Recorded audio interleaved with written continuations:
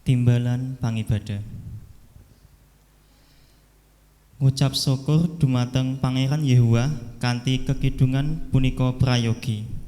Mekaten ugi nyaosi kidung Mazmur dumateng asma Paduka. Duh Gusti Allah ingkang Maha Luhur. Saha nyariosaken Sesu Setya Paduka ing wanci enjing. Tuwin kasetyan Paduka ing wanci dalu. Kanthi ngungelaken kawat sedasa kaliyan slukat. Binarung ing swaraning celempung. Padha saosa puji marang panjenengane kanthi terbang lan jejogetan. Padha saosa puji marang panjenengane kanthi swaraning celempung lan suling. Dene Paduka Duh Yehuwa sampun bingahaken kawula kelayan pakaryan Paduka. Kawula badhe asurak-surak awit saking pakaryanipun asta Paduka. Kelawan jumeneng sumangga kita ngluhuraken asmaning Gusti srana repening KPK 778 padha setunggal Gusti pepadanging jagat.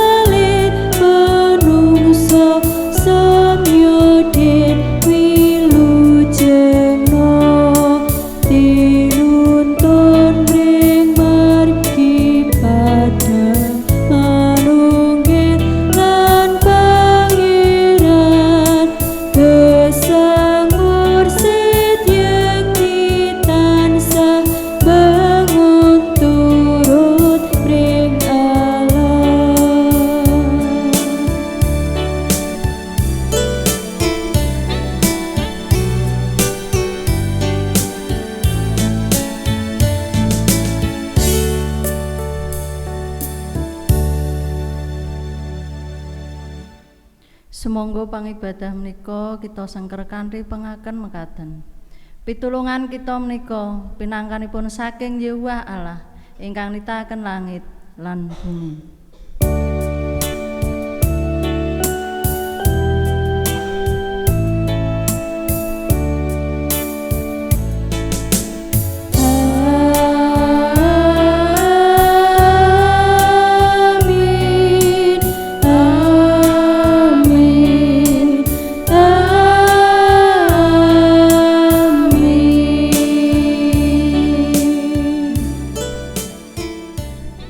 Rahmat lan tentrem rahayu saking Allah Rama kita tuwin Gusti kita Yesus Kristus nunggila ing kita sedaya. Nunggila ing panjenengan ugi. Pasamuan katuran lenggah.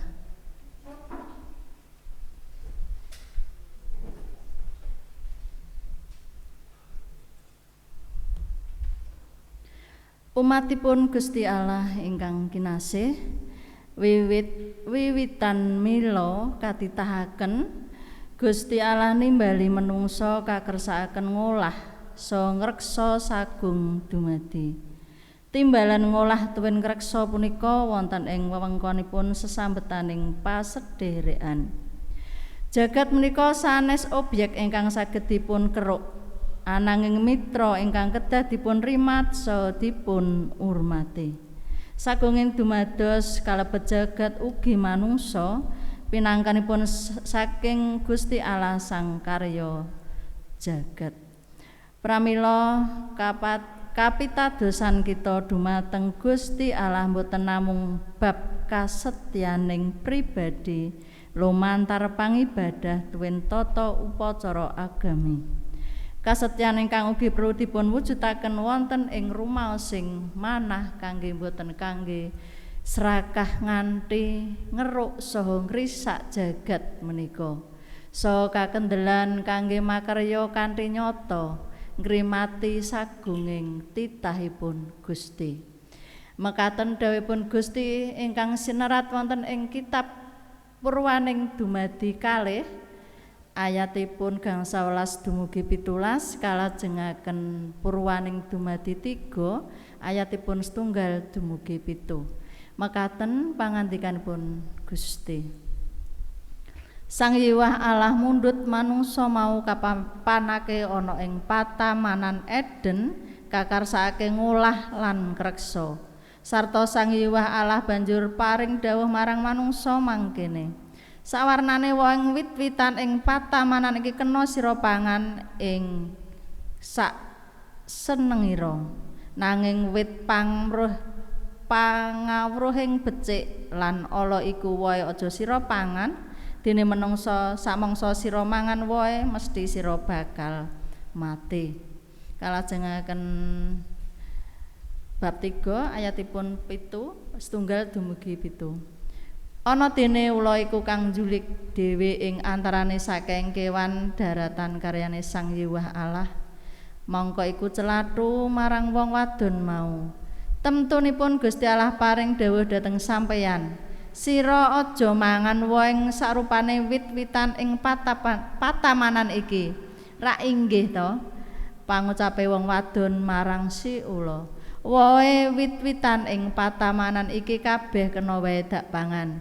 Nanging tumrap wohe kang wit kang ana sak tengahé patamanan iki ana dawuh Gusti Allah mangkene.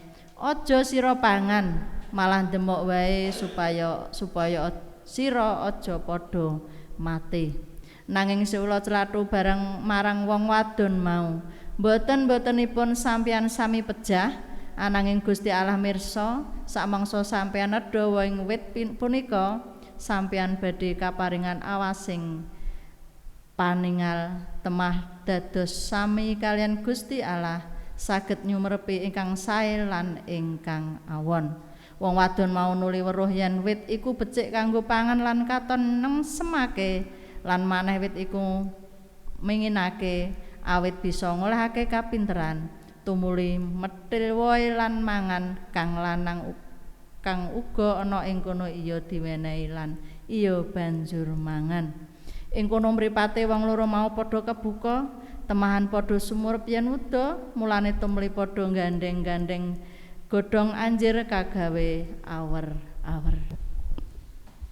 Sumangga ananggapi pangandikanipun Gusti kalawan jabur tigang dosa kalih kakidungaken sesautan.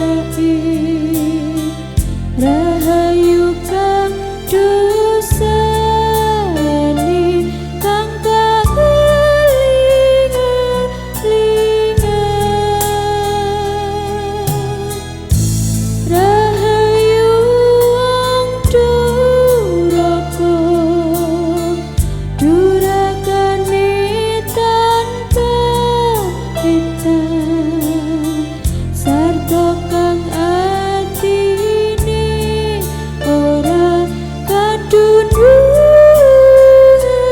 citra papan pasingitan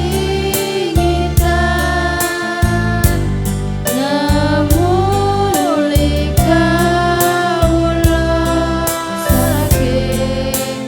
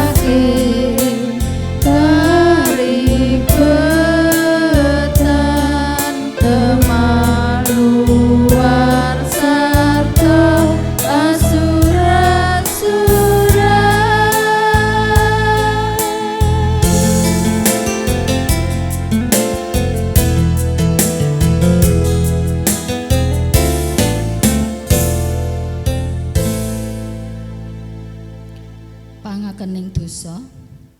Sumangga sami nampeni angger-anggering katresnan lumantar pamaosing serat Rom bab gangsal ayat ingkang kaping 12 dumugi ayat ingkang kaping 19.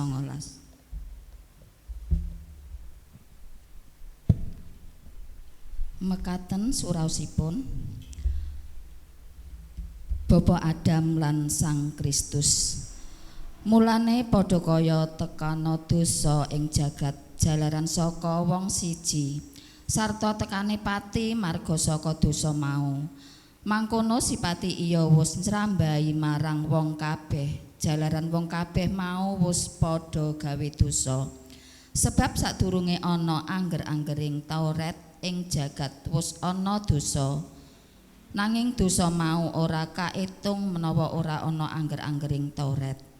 Sanadyan mangkono wiwit Rama Adam tumekane Nabi Musa, sipati wis masesani uga marang kang padha gawe dosa. Kang panerake ora madani ing panerake Rama Adam, iya iku kang dadi gegambarane panjenengane kang bakal rawuh. Nanging sih rahmate Gusti Allah iku ora padha karo panerake Rama Adam. Sebab menawa panerake wong siji njalari wong kabeh padha tumiba ing pangwasaning pati, luwih agung maneh sih rahmate Gusti Allah sarta peparinge ganjaran kang ngleburi wong akeh. Kang marga saka wong siji yaiku Gusti Yesus Kristus. Lan peparinge sih rahmat iku ora timbang karo dosane wong siji, awit karampunganing kaadilan tumrap panerake wong siji iku nekakake paukuman, nanging peparinge ganjaran sih rahmat marga saka panerak kang akeh iku nelakake karampungan kang benerake.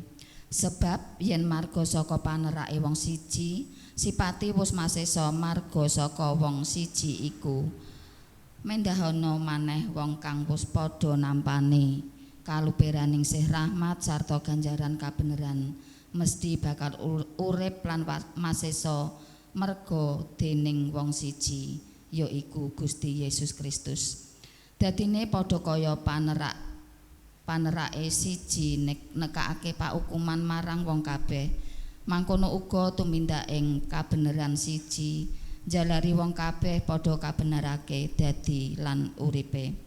Dadi padha kaya pambangkange wong siji mau jalari wong kabeh dadi wong dosa. Mangkono uga marga saka pambangun turute wong siji kabeh wong banjur padha dadi wong kang bener.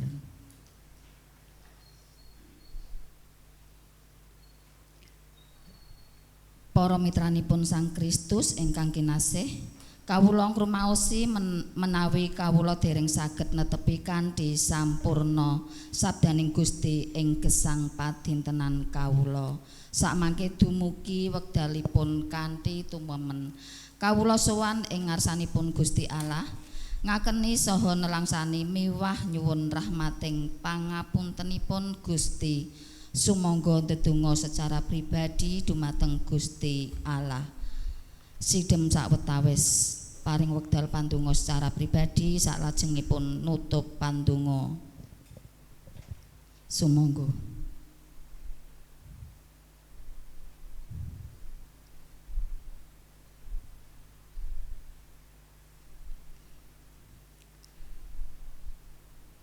Duh Allah Sang Akarya Jagat, nalika kawula piyambak-piyambak mawas diri tumrap gesang kawula piyambak-piyambak, kawula taksih asring boten ngecakaken katresnan dumateng Gusti sesami dalah sadaya titah wonten ing patamananing gesang ingkang paduka jereng. Kawula boten tansah ngrimati patamanan punika anggen kawula nengenaken diri pribadi saha kanepson damel sesambetan kawula kalian tiyang-tiyang ing sacelak kawula dados sigek dhateng jagat punika. Kawula asring nerak watesan lepen dados reget Woh-wohan tuwin sawernining jejangan ingkang pinanggih ing wana boten lestantun malih. Bumi ketaton amargi pandamelipun manungsa. Kaperenga ngapunten dosa tuwin panerak kawula, duh Allah. Kapirsanana kawula kanthi sunaring wedana paduka, supados kawula pinaringan manah enggal ingkang tansah ngener dhateng karsa paduka. Kasagetna kawula mulihaken sesambetan kalian sesami saha ngrimat sagunging tumitah. Ing Sang Kristus kawula ndedonga. Amin.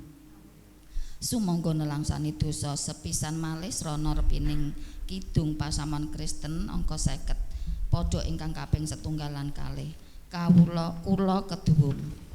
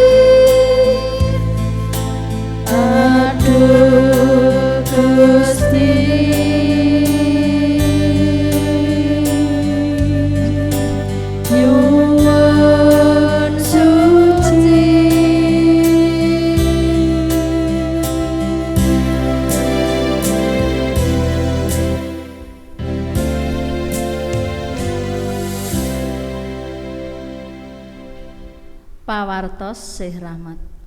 Tampenana peparinging pepangapunten saking Gusti Allah kados ingkang kawartosaken ing setunggal Yohanes 3 ayat 23 dumugi 21 mekaten.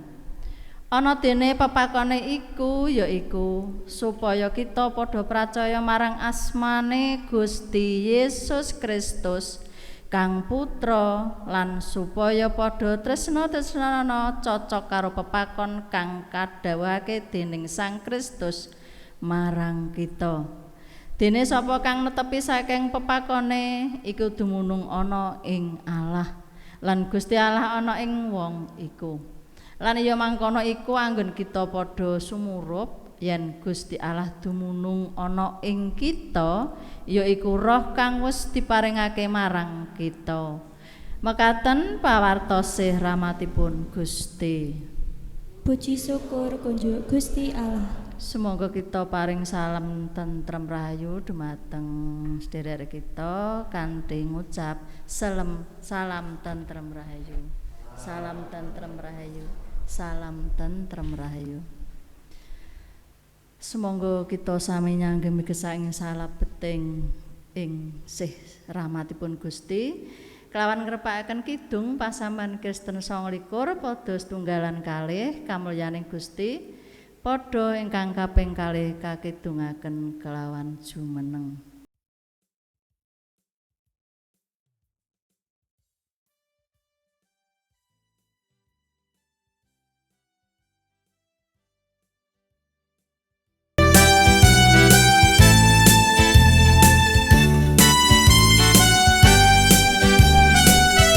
Aduh Gusti, lamun kula nyipati lintang abyor ing dalu kang sepi, waku mlejer ing duduk ing akasa, kula mungun kuning kamulyanto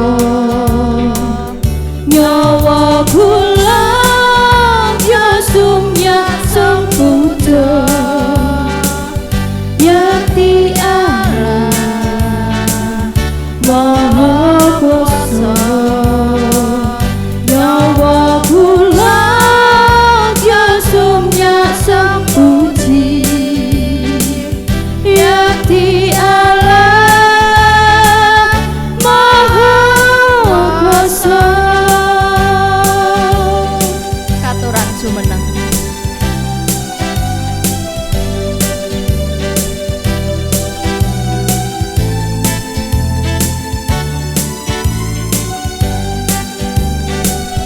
Lamun lasa tengahing wana-wana sato peksi kekidungan ramya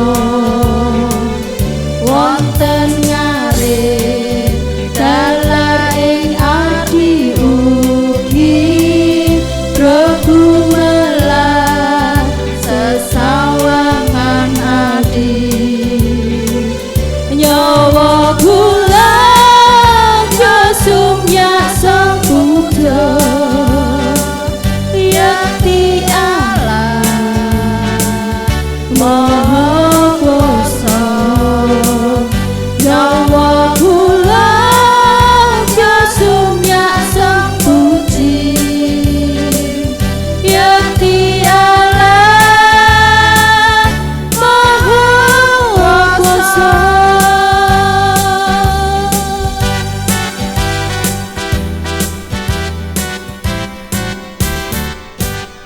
Sumangga Bapak Ibu sarangan kita ngadhep ngarsa wonten ing ngarsanipun Gusti kanthi ndedonga kula dherekaken.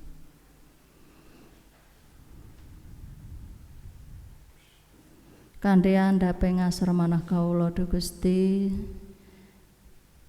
kawula sapasamuan pepantan kropak sowan wonten ing ngarsa paduka kanthi nglenggana kawula menungsa tiyang ringkih kebak ing kalepatan lan kebak ing dosa ingkang tansah kawula lampahi Duh Gusti. Mila Duh Gusti, karana dosa menika boten andadosaken pepalang anggen kawula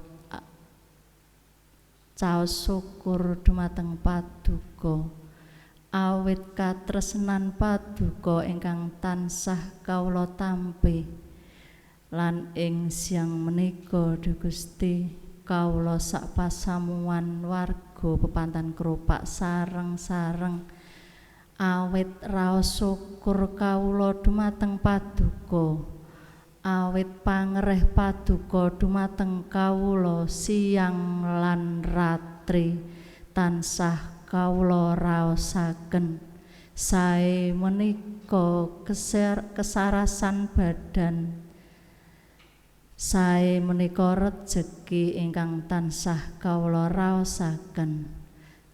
Sae menika kawilujengan ing padintenan kawula. Duh Gusti kawula nggih enget dumateng sederek-sederek kawula ing siang menika ingkang dereng saged makempal wonten ing papan pangibadah menika. Gusti piyambak ingkang maha mirsa, setunggal mboko setunggal lare-lare kawula ing siang menika boten saged nderek wonten ing pakempalan pangibadah menika. Langkung-langkung dumateng Ibu Murni ing sakmenika nglampahi drop awit kesehatan badanipun ingkang menurun menika Duh Gusti. Sumangga Duh Gusti ingkang maha kuwaos ingkang nguwaosi menungsa, Gusti piyambak ingkang paring pitulungan sarana perawatan saking griya sakit Ki Ageng Sela, srana obat-obatan ingkang dipun tampi. Sumangga Duh Gusti piyambak ingkang reksa. Dumateng putra-putranipun ingkang rawat inggih Gusti tansah paring kesabaran, Gusti paring kesehatan, teman saged nélakaken katresnan dumateng tiyang sepuhipun. Lan dumateng warga ingkang sanesipun ingkang dereng saged nderek pakempalan ing siang menika, ingkang ngadepi perkawis ing gesang menika mawerni-werni perkawis. Sumangga Duh Gusti piyambak ingkang mitulungi dumateng sederek-sederek kawula ing kasepuhanipun ingkang sampun yuswa. Mugi Gusti tansah paring pangrimat ing sepuhipun menika. Gusti paring tentrem rahayu lan paring pangarep-ngarep bilih Gusti ingkang paring pangrimat dumateng kawula sedaya. Duh Gusti ing siang menika inggih kawula enget dumateng brayat kawula piyambak-piyambak. Mugi Gusti tansah paring kacekapan anggen kawula ngupadi rejeki. Gusti paring kelancaran anggen kawula nyambut damel temahan brayat kawula, kacekapan rejeki, kacekapan punapa kemawan ingkang kawula betahaken. Lan dumateng lare-lare kawula ingkang tasih sekolah, mugi Gusti paring kelancaran, paring kegiatan, paring kepinteran anggen lare-lare kawula sekolah. Temahan lare-lare menika dados lare ingkang tebih ing panggoda ajre asih dumateng paduka. Mugi Gusti tansah paring pangrimat dumateng lare-lare kawula menika ingkang dereng panggih wonten ing pedamelan. Mugi Gusti paring pedamelan ingkang cundhuk kaliyan kesagetanipun. Lan dumateng sedaya pradata majelis wonten ing Pantan Krupak menika, Duh Gusti wonten ing peladosan ugi Gusti paring berkah ing siang menika. Sae menika pengiring musik, singer, LCD, pisungsung, sedaya pradata mugi Gusti tansah paring berkah peladosan ing siang menika. Kawula inggih inget dumateng peladosan Bapak Pendeta Agung Jatmiko, mugi Gusti tansah paring kelancaran kegiatan kesabaran anggenipun ngengen putra-putra paduka sae saking induk lan sedaya pepantanipun. Gusti tansah paring tentrem rahayu ing brayatipun, ugi putra-putrinipun Gusti tansah paring kesehatan. Semanten ugi inggih Bapak Pendeta Emeritus Rumakerta Duh Gusti wonten ing pemulihanipun, mugi inggih Gusti tansah paring kesabaran anggenipun mulihaken raganipun. Gusti tansah paring kesabaran dumateng Ibu Tuti ingkang reksa menika, ingkang ngrawat Pak Pendeta Rumakerta, mugi Gusti paring kesehatan. Dumateng bangsa lan negara kawula Duh Gusti, inggih kawula aturaken wonten ing ngarsa paduka temahan bangsa menika dados bangsa ingkang adil dan makmur sejahtera. Gusti tansah paring hikmat kebijaksanaan anggenipun para pemimpin bangsa Indonesia menika wiwit inggil dumugi ing ngandhap. Duh Gusti, kawula rumaos-tiyang dosa ing siang menika inggih badhe midhangetaken sabda pangantika paduka, badhe mbabaraken sabda pangantika paduka. Mugi Gusti rawuh wonten ing sak tengah-tengahen kawula. Teman kawula saged mangertos, kawula saged ngrasaken punapa ingkang dados pangantika paduka ing siang menika. Kawula aturaken wonten ing ngarsa paduka Duh Gusti sedaya pedamelan kawula wonten ing ngarsa paduka, mugi Gusti ingkang nyekapi. Duh Gusti, mugi Gusti paring pangapunten sedaya dosa lan kelepatan kawula wonten ing ngarsa paduka kala nyuwun lan ndedonga. Haleluya. Amin.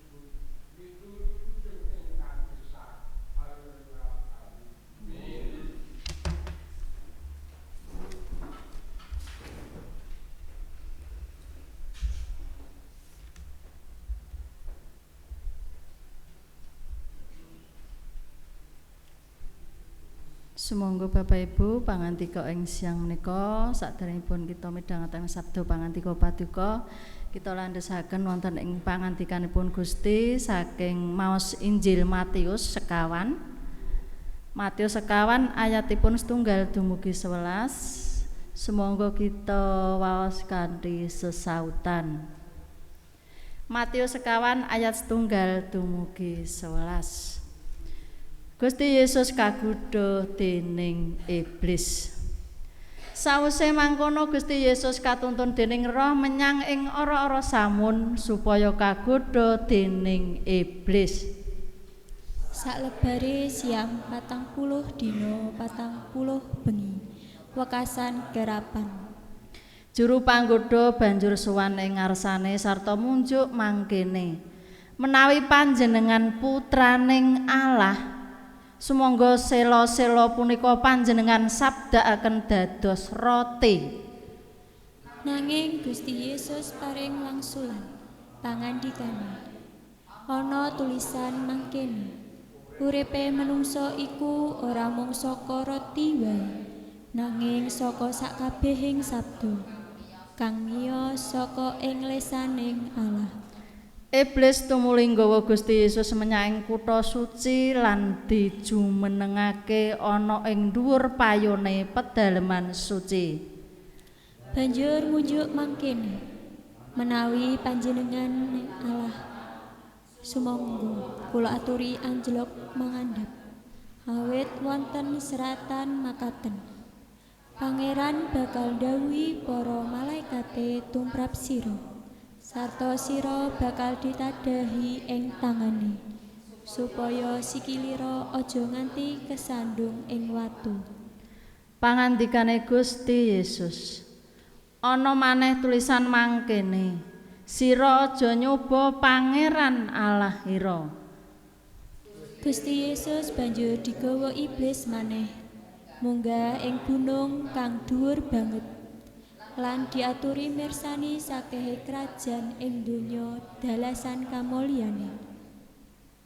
Nuli munjuk mangkene, punika sedaya badhe kula caosaken dhateng panjenengan, anggeripun panjenengan sumungkem sujud dhateng kula.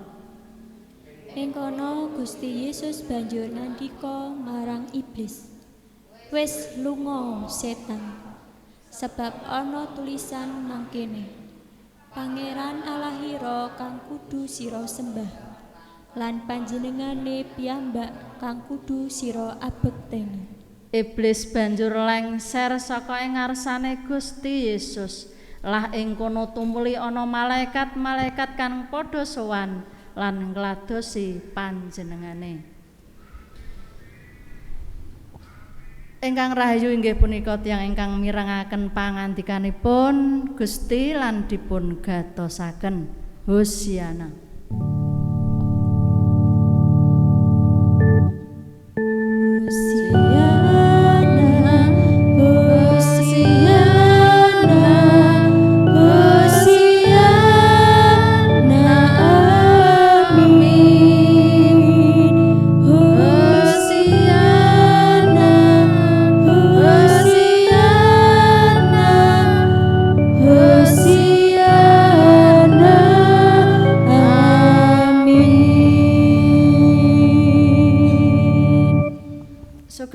Siang salum Ibu Bapak. Pangandikanipun Gusti ing siang menika kanthi irah-irahan tawi judul nggih menika punapa wontenipun punika sanes keserakahan. Basa Indonesianipun kesahajaan bukan keserakahan.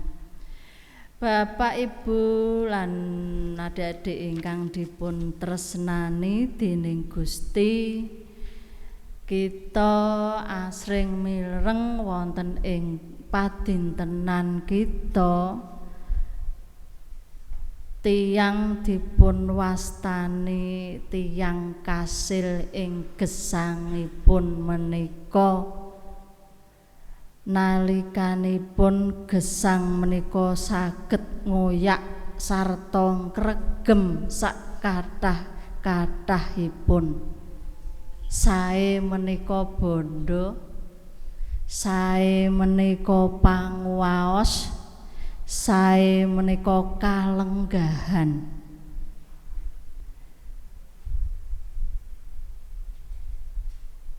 Menika ndadosaken rebatan saha kapameraken minangka etalase utawi minangkanipun kangge mameraken anggenipun kasil saha ingkang saged kagayu menika.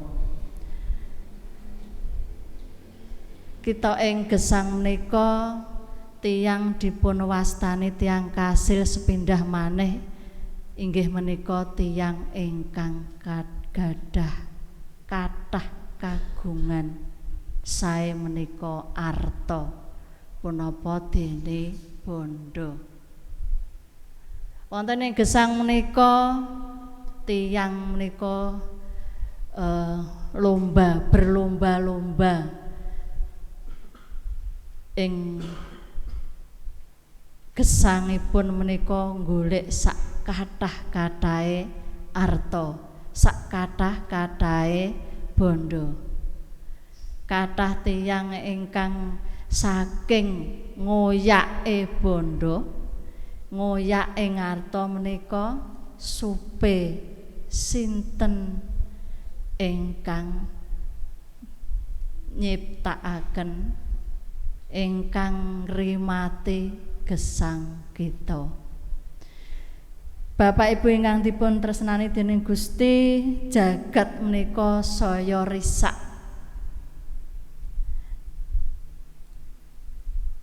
Amargi boten namung kaingenaken kacekapan kangge sedaya tiyang ananging dipun keruk sedayanipun namung kangge dirinipun pribadi. Wonten ing Aceh contonipun menika kala rumiyin wonten banjir bandang menika kathah kayu-kayu tebangan. Menika contonipun tiang-tiang ingkang serakah mendhet kajeng-kajeng boten kathah boten mikiraken menawi kajeng ditebang menika ndadosaken banjir. Lah menika kayu-kayu menika mara-mara teng nabraki omah-omah, nabraki tiyang menika awit keserakahanipun manungsa. Kanyatan menika ndadosaken saestu mrehatosaken. Punapa malih menawi nalika kita ngengeti punapa sejatosipun kawitaning ancasipun Adam lan Kawa katitahaken minangka manungsa wiwitan menika. Adam lan Kawa menika wiwitan Gusti Yesus kaciptakaken inggih menika Adam lan Kawa dipun papanaken wonten ing Taman Eden.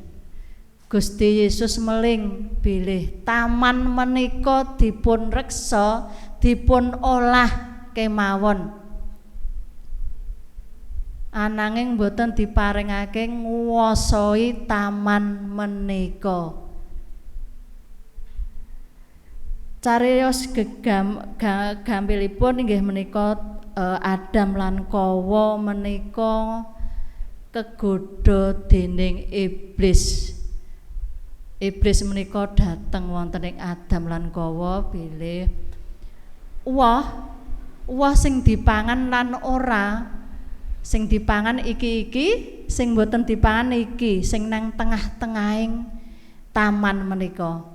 Ananging Adam lan Kawa menika kagodha dening iblis madhang uwah ingkang boten dipun keparingaken dening Gusti. Uwah ingkang sae menika kagambaraken bilih tiyang menungso menika nampi berkah saking Gusti menika sakwontenipun. Punapa dene kita para tetanen nggih ing sak menika sekedap malih badhe panen. Punapa ingkang dipun paringaken dening Gusti menika kedah dipun syukuri. Akeh sithik dipun kedah disyukuri. Menika pangandika ing siang menika bilih kita teman dados menungso ing gesang menika nampi punapa ingkang dados dipun paringaking dening Gusti. Menika buah ingkang sae kagambaraken menika Bapak Ibu. Lan buah ingkang boten sae menika inggih menika boten taat perintahipun Gusti. Menungso menika kepengenipun nguwaosi nggih, menawi kita tumbas siji, menawi kita saged tumbas siji, kepengin tumbas melih nggih, amargi kita menika menungso ringkih, menungso ingkang boten taat perintahipun Gusti, nglampahi dosa menika tiyang ingkang serakah. Bapak Ibu ingkang dipun tresnani dening Gusti, Adam tuwin kawa menika sungkan tumindak setya saha mituhu serakah dados tiyang serakah. Mila Adam lan Kawa menika dawah wonten ing dosa.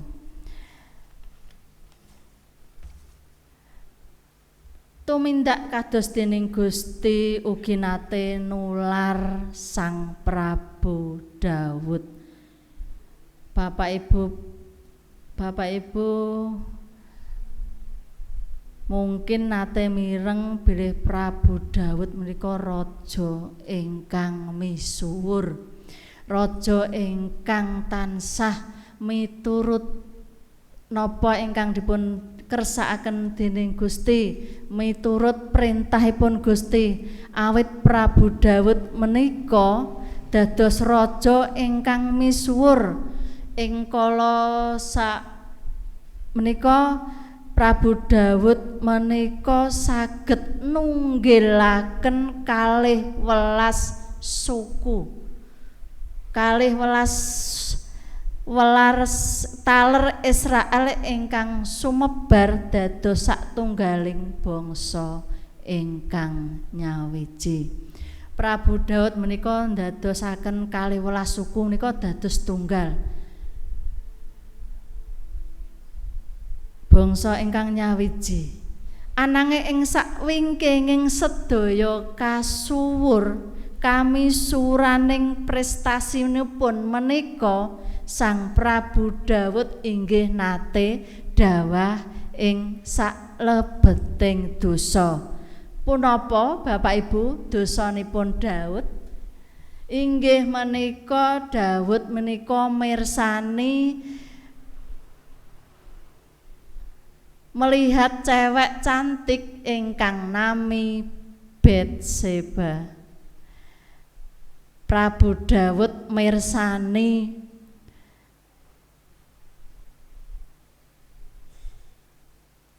garwanipun Uria ingkang ayu, ingkang putih resik menika milik menika Daud dumah wonten dosa inggih menika kepengin duweni Batseba. Ananging Batseba menika nggadahi semah inggih kang nami Uria. Uria dipun pejahi dening Daud, temahan saged duweni Batseba ingkang ayu menika. Menika ingkang dados Daud menika dawah wonten ing dosa. Amargi panyaruwenipun Gusti Allah Sang Prabu Daud menika lajeng nyuwun pangapunten dumateng Gusti Allah. Gusti Allah ingkang maha tresna maha paring pangapunten menika paring pangapunten dumateng Prabu Daud bilih namung Gusti Allah menika ingkang kagungan pangwaos saha sumbering pitulungan. Gusti Allah paring pangapunten dumateng Prabu Daud awit Prabu Daud sumuyut nyuwun pangapunten dumateng Gusti Allah lan Prabu Daud menika nglenggana mangertos bilih Gusti Allah menika piyambak ingkang kagungan pangwaos boten Prabu Daud lan Gusti menika sumbering pitulungan. Ngadepi panggoda deranging keserakahan menika kula lan panjenengan kaajak sinau saking tuladanipun Gusti Yesus. Nang semaken dipun gatosaken bilih wiwitanipun pakaryanipun Gusti Yesus menika saksampunipun dipun baptis saha pangutusanipun inggih menika ngajengaken pitakenan tigang perkawis ingkang watakipun asring sanget damel manungsa dumawah ing dosa inggih menika keserakahan. Wonten panggoda ingkang sepisan Gusti menika dipun godha dening iblis. Wau kecetha kita wau sesarengan wonten ing Matius sekawan bilih Gusti Yesus menika kagodha dening iblis inggih menika iblis menika ngandika sumangga sela-sela menika panjenengan sabdakaken dados roti. Iblis godha kepengin bilih Gusti Yesus yen watu-watu ing ngajengipun kadadosaken roti. Ananging Gusti Yesus mangandika mangsuli bilih uripe menungsa menika ora saka roti wae, ananging saka sakabehing sabda kang miyos ing lesaning Allah. Bapak Ibu ingkang dipun tresnani dening Gusti, wonten mriki kita saged mangertos bilih Gusti menika kagungan pangwaos. Saged kemawon Gusti Yesus nyabda watu-watu menika dados roti sak pepengining. Ananging Gusti Yesus mboten mameraken panguwasaipun. Kuwasa wonten ing donya menika ananging Gusti Yesus boten ningalaken panguwaosipun. Panggoda ingkang kaping kalih ing cetha wau inggih Gusti Yesus tumuli dipun beta iblis wonten menyang ing kutha suci lan dijumenengake ana ing dhuwur payone padalemaning suci. Gusti Allah dipun papanaken wonten ing suwunan nggih menawi griya dipun sebat suwunan. Gusti Yesus dikon anjlok saking suwunan menika. Anjlaka yen kowe wani, ananging sepindah malih Gusti menika mboten mameraken pangwaosipun. Gampang kemawon menawi Gusti Allah anjlok lan miber. Awit Gusti Allah menika Gusti ingkang maha kawasa. Ananging sepindah malih Gusti menika mboten mameraken panguwasanipun. Panggoda ingkang kaping 3 inggih menika iblis menika lajeng beta Gusti Allah wonten ing gunung. Wonten ing gunung menika iblis mengandika iblis ngetingalaken sedaya donya menika kawula aturaken dumateng paduka menawi Gusti sumuyut wonten ing iblis menika. Awit Gusti inggih wangsulan malih bilih sedaya titah ing donya menika boten sumuyut wonten ing iblis ananging wonten ing Gusti Allah. Kita ing siang menika midhangetaken sabda pangandika paduka bilih kita sedaya suyut sumungkem wonten ing Gusti Allah sanes wonten ing iblis menika. Sinten ingkang nginten bilih pakaryanipun Gusti Allah ngasihi menika saged dados margi tumraping dosa srakah mlebet tuwin nguwaosi. Perkawis menika ingkang kagambaraken wonten ing panggoda ingkang kaping kalih inggih menika Gusti Yesus piyambak ingkang dipun kagodha ananging Gusti boten dumah wonten ing godha iblis menika. Bapak Ibu ingkang dipun tresnani dening Gusti, sabdanipun Gusti ing dinten menika memulang kula lan panjenengan, ngajak kula lan panjenengan kangge maspaosaken acara gesang serakah menika datengaken lampahing gesang menapa wontenipun. Gusti ing siang menika memulang bilih kula lan panjenengan gesang ing sak wontenipun sak limrahipun prasaja. Wonten ing cak-cakanipun prasaja manungsa ing prapaskah saged kita isi kanthi nindakaken siyam utawi sirik. Sesirik minangka pangudi kangge nebihaken sirik diri kita saking keserakahan.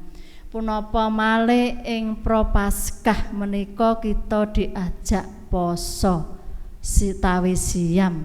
Ing taun menika kita sareng-sareng siyam dumateng sederek-sederek kita ingkang muslim.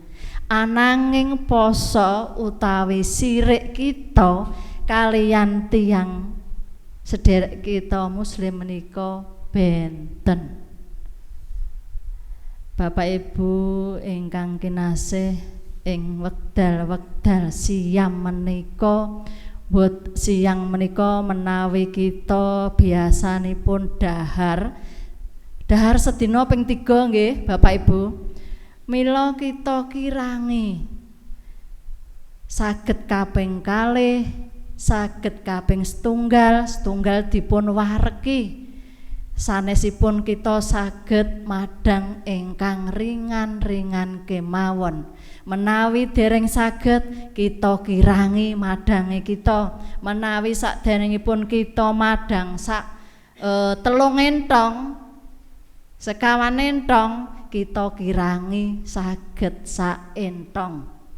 Tur lawuhipun inggih ampun ingkang kathah-kathah.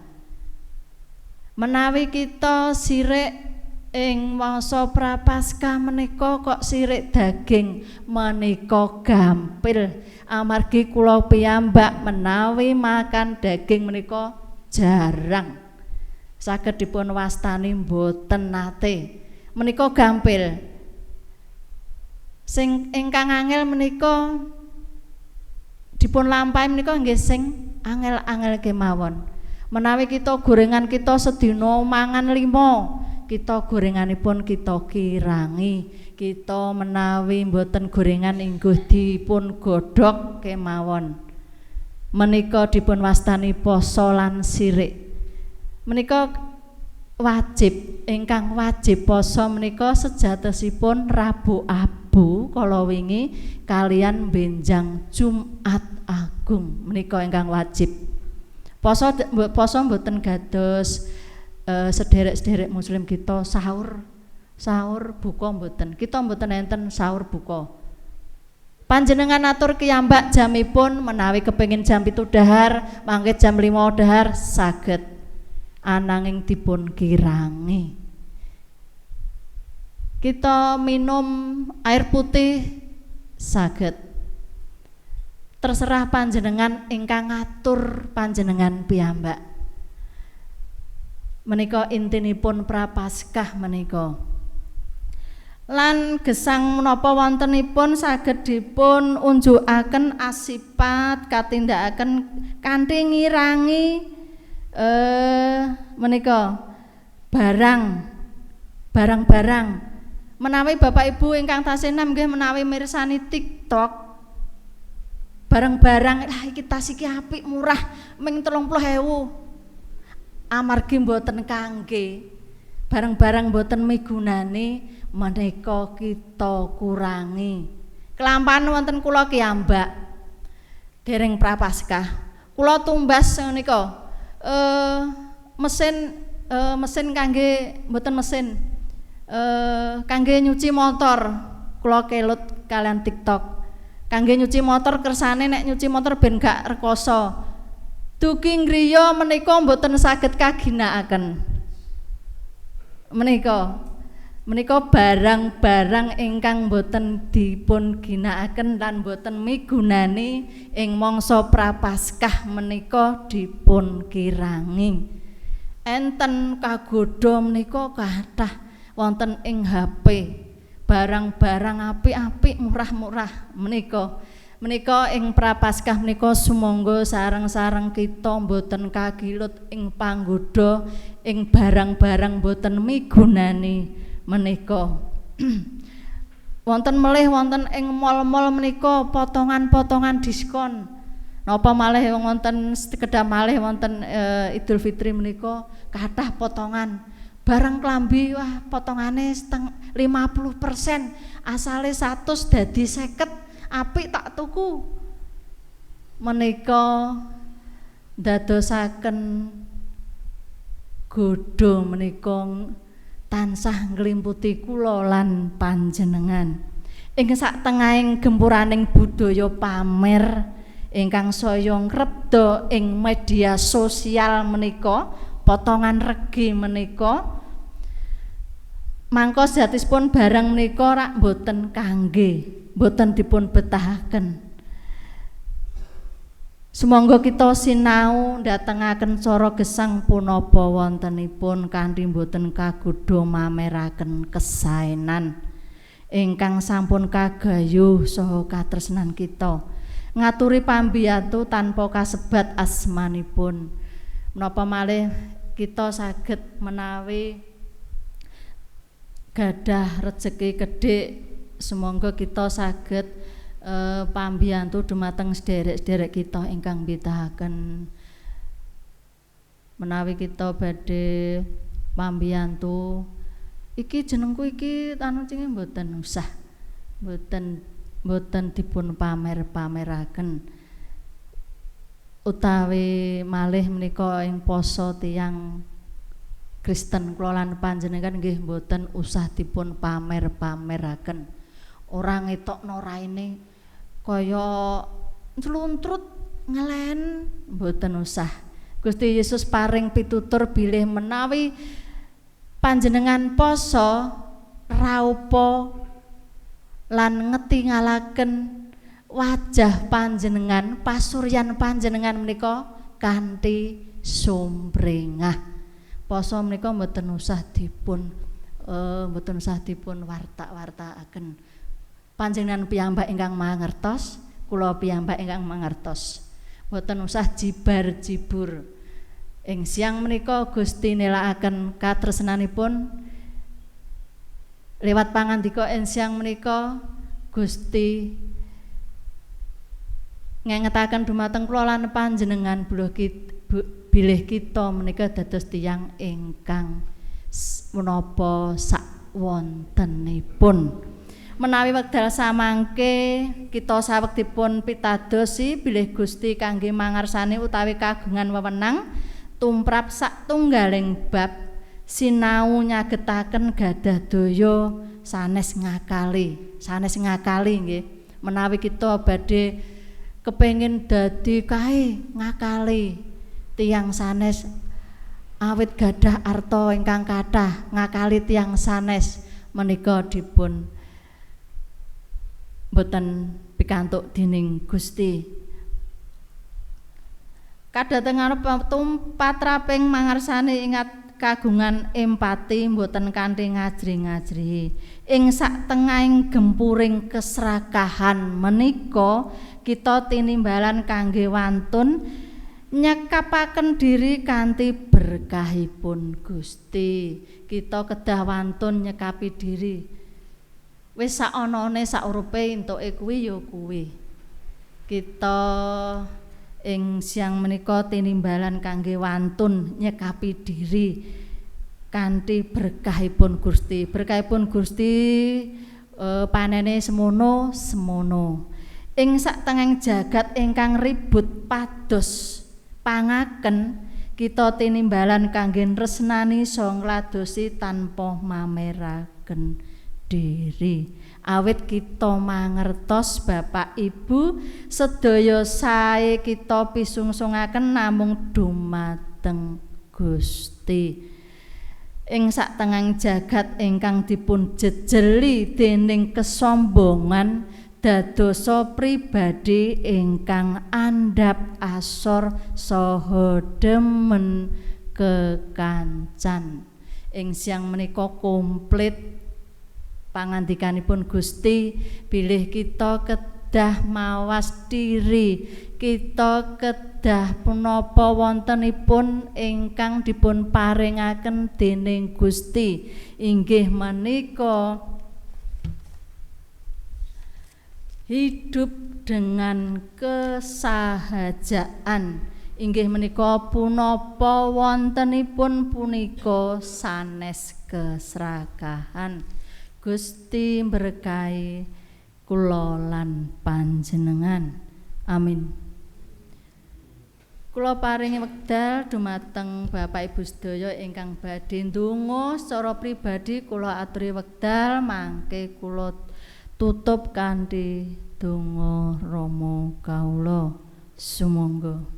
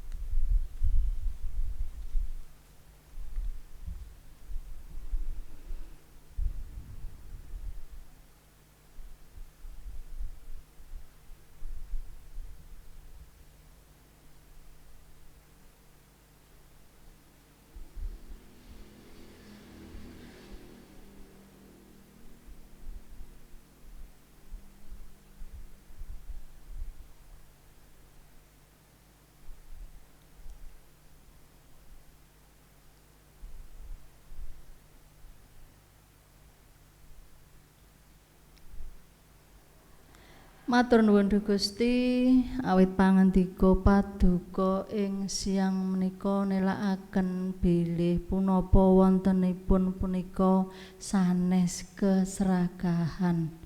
Duh Gusti, ing siang menika kawula nglenggono tiyang ing kebak ing dosa kadang. Duh Gusti, keserakahan menika asring nggodha dumateng kula sapasamuan.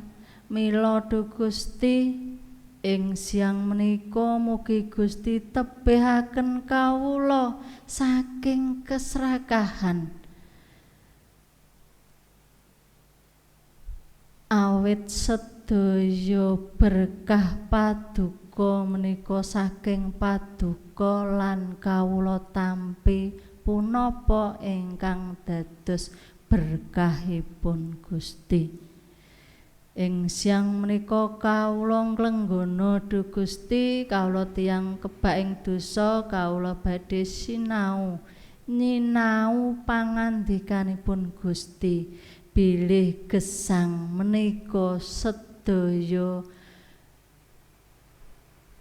awit panguwaosipun Gusti kawula pasrah sumendhe Duh Gusti wonten ngarsa paduka sedaya rejeki kawula sumangga Duh Gusti ingkang paring berkah wonten ing Gusti Yesus Kristus kawula ndedonga donga Rama kawula Duh Rama kawula ingkang wonten ing swarga asma paduka kasucikaken kraton paduka mugi rawuh karsa paduka mugi kelampahan wonten ing bumi kados dene wonten ing swarga kawula mugi kaparingan rejeki kawula ing sakcekapipun ing dinten menika saha paduka mugi ngapunten kelapatan kawula kados dene kawula inggih ngapunten ing tiyang ingkang klepatan dhateng kawula punapa dene kawula mugi sampun ngantos kandhangken dhateng ing panggoda nanging mugi sami walaken saking piyawon awit dene paduka ingkang kagungan kraton saha wisesa tuwin kamulyan salami-laminipun amin.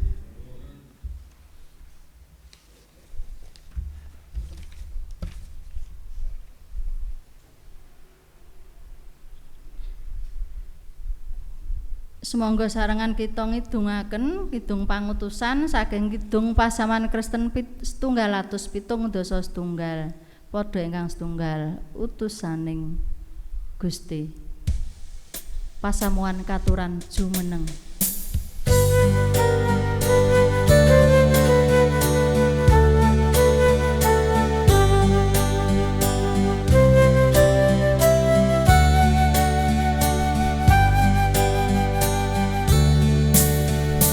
Ing jagat kang boten krana dosa kathah tiyang kasulayan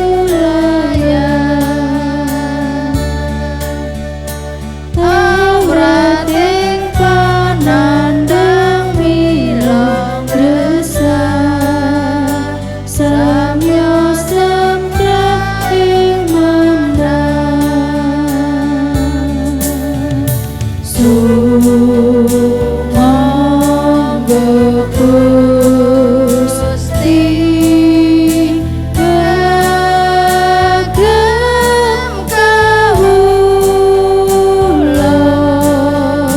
babar tresna kang sumangga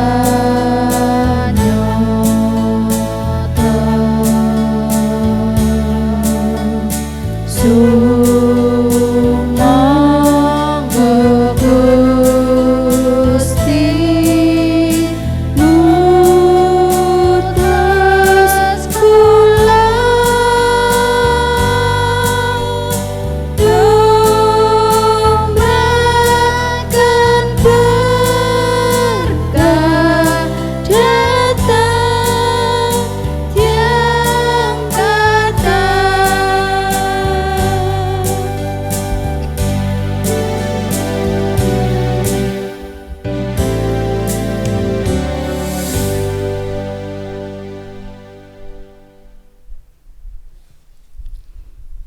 Pangakening pitados rasuli. Sesarengan umatipun Gusti Allah ing mangsa kapengker samangke lan ing tembe kita mratelakaken sahadat kita manut pengaken pitados rasuli.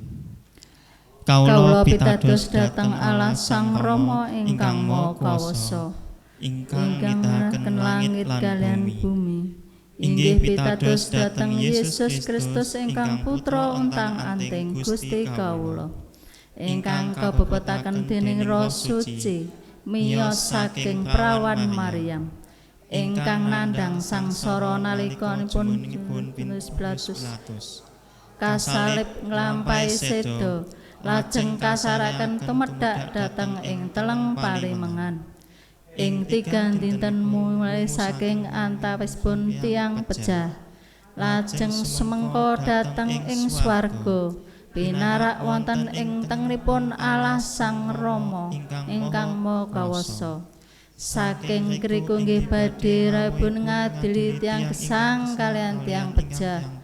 Kawula pitados dhateng Roh Suci. Kawula pitados wontenipun pasaman Kristen setunggal ingkang suci sarta radin inggih patunggilanipun para suci. Punapa dene pangapuntening dosa, tanganipun raga sarta gesang langgeng. Gusti ngutus kita lestantun makarya ing satengahing jagat. Sesarengan kalian Gusti, kawula samekta makarya ing jagat punika. Wonten ing jagat punika dadosa pribadi ingkang setya makarya ngrimat sagunging tumitah. Amargi kawula kangen nyeksèkaken Sang Kristus. Pinujiya Gusti Allah Sang Rama, Sang Putra saha Sang Roh Suci. Ingkang boten nate misahaken kawula saking katresnanipun Gusti sakmangke saha ing saklami-laminipun. Sumangga sarangan kita nampi berkahipun Gusti. Gusti Allah entuk ing pangajeng-ajeng njangkepi kita kanthi suka bingah saha tentrem rayu wonten ing kapitadosan kita. Temahan awit kasektening Roh Suci kita luber ing pangajeng-ajeng. Amin. Kidung penutup saking Kidung Pasaman Kristen 770 kaping padha kang kaping kalih kula ngaturaken sugeng kondur, sugeng makarya. Gusti berkahi.